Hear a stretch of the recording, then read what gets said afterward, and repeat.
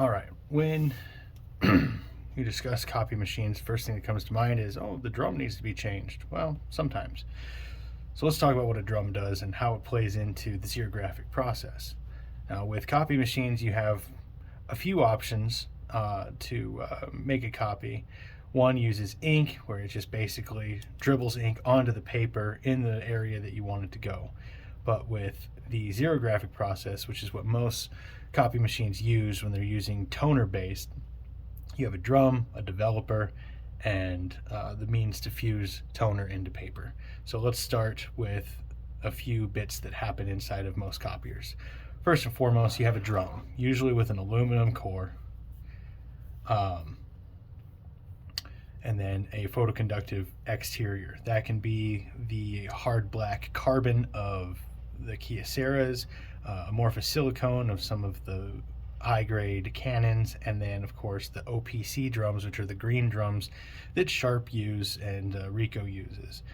But on this one, we'll just generally call it the aluminum core with a photoconductive outer layer.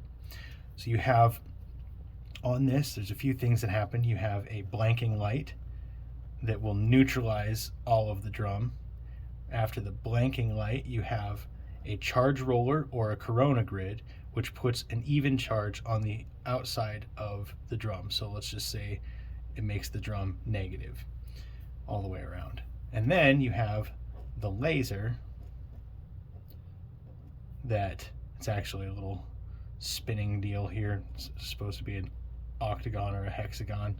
The laser hits that and scans the page. Or scans the width of the page on the drum. So everywhere that the laser strikes on the drum becomes neutral. And those neutral areas form a latent image. Now, as the drum spins this way, that latent image comes in contact with the developer. And the developer has all of your toner in it and something called a carrier, which is usually a steel Christmas tree looking thing with a rounded bottom on it and then jagged on this side. And then all the little bits of toner hang out inside the crevices of this little iron Christmas tree.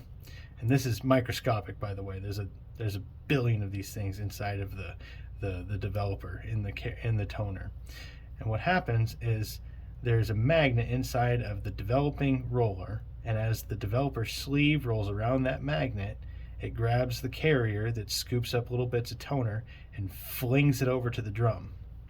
Now this toner will have a negative charge on it, just like the surface of the drum has a negative charge, so that it will repel the toner other than the neutralized areas that are the latent image. Well, after the latent image is rolled past the developer, there's kind of a cloud of toner between the developer and the drum.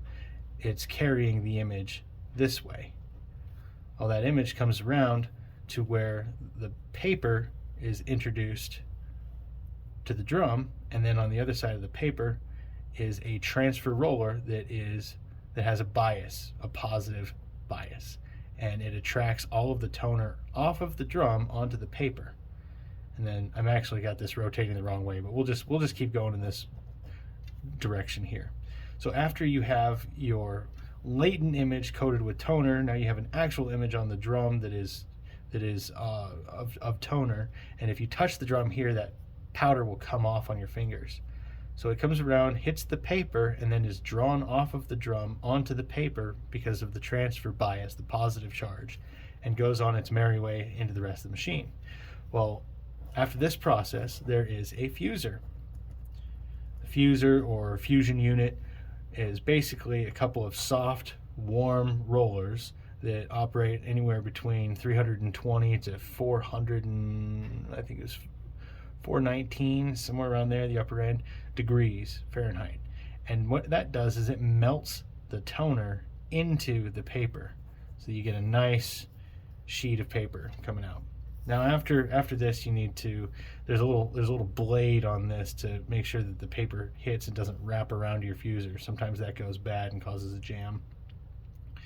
But anyway, now you've got this nice sheet of paper that has all of your data on it and everything that you want.